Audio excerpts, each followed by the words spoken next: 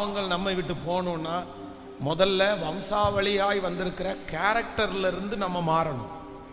அவங்களுடைய குணத்தை விட்டு வெளியே வரணும்.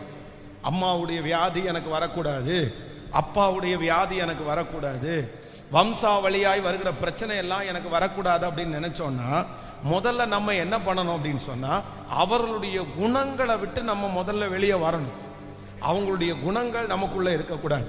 அம்மாட்ட இருக்கிற எரிச்சல், அப்பாட்ட இருக்கிற கோபம், அந்த மாதிரி அந்த அசுத்தம் எல்லாம் நமக்குள்ள இருந்துச்சு அப்படின்னு சொன்னா அந்த சாபங்கள், அந்த கட்டுகள் நம்மளை தொடரும். ஆனா அதுக்கும் நமக்கும் சம்பந்தம் இல்லை. நம்ம முற்றிலுமாக வேறு பிரிக்கப்பட்டோம் அப்படின்னு சொன்னா நான் நம்புறேன் முன்னோர்களுடைய சாபங்கள், கட்டுகள் எதுவுமே நம்மை அணுக போவதே இல்லை. அவருடைய குணங்கள் நம்முடைய பட்சத்திலே இல்லாத பட்சத்திலே ஒன்றும் நம்மை சேதப்படுத்த முடியவே முடியாது. ரொம்ப யோசிக்கிறவங்க, ரொம்ப திங்க் பண்றவங்க, எப்ப பார்த்தாலும் யோசனையே வந்துட்டு இருக்குது, எனக்கு என்னால் அந்த யோசனையை கண்ட்ரோல் பண்ண முடியல அப்படின்னு சொல்ற யாராவது நீங்க இருப்பீங்கன்னா நீங்க முதல்ல என்ன பண்ணுங்கன்னா அந்த மாதிரி ஏதாவது ஒரு இடத்துல உட்கார்ந்து யோசிக்கிறத விட்டு முதல்ல வெளியே வாங்க.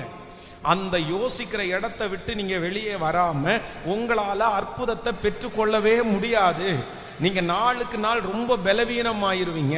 அதற்கு பிறகு சைக்காலஜிக்கலா நீங்க ரொம்ப பலவீனமாயிருவீங்க. அதனால ஒரு தேவனுடைய பிள்ளை ரொம்ப இதுல கவனமா இருக்கணும். அதனாலதான் ஆண்டவர் சொல்றாரு, நீ இந்த நேரத்துல இந்த இடத்துல போய் ஒளிஞ்சு நீ படுத்து கிடந்தேன்னா, இந்த நேரத்துல நீ வெளியே வராம இருந்துட்டேன்னா உனக்கு ஸ்ட்ரெஸ் அதிகமாகும், உனக்கு யோசனை அதிகமாகும், உனக்குள்ள ரொம்ப நெகட்டிவ் தாட்ஸ் எல்லாம் அதிகமாகும். அதனாலதான் ஆண்டவர் அவனுக்கு பலத்தை கொடுத்து கர்த்தர் ஒரு வேலையை கொடுக்கிறார்.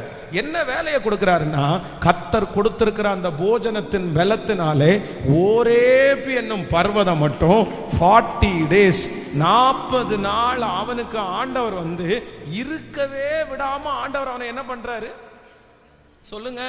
ஆண்டவர் துரத்துறாரு, ஆண்டவர் புஷ் பண்றாரு. போ, வெளியே எந்திரிச்சு போ, நீ நட, நீ பாட்டுக்கு நட அப்படின்னு கர்த்தர் நடக்க வைக்கிறாரு.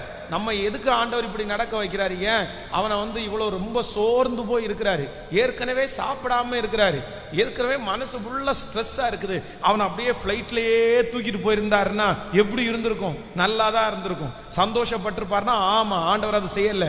கர்த்தருக்கு தெரியும் நீ இப்படி உனக்கு சொகுசா எல்லாம் இப்ப தேவையில்லை, இப்போ உன்னை நடக்க வைக்கணும், நீ நடக்கணும் அப்படின்னு சொல்லி கர்த்தர் வெளியே கொண்டு போய் அவனை ரொம்ப அழகாய் தேவனுடைய மனுஷனை கர்த்தர் நடத்துறாரு.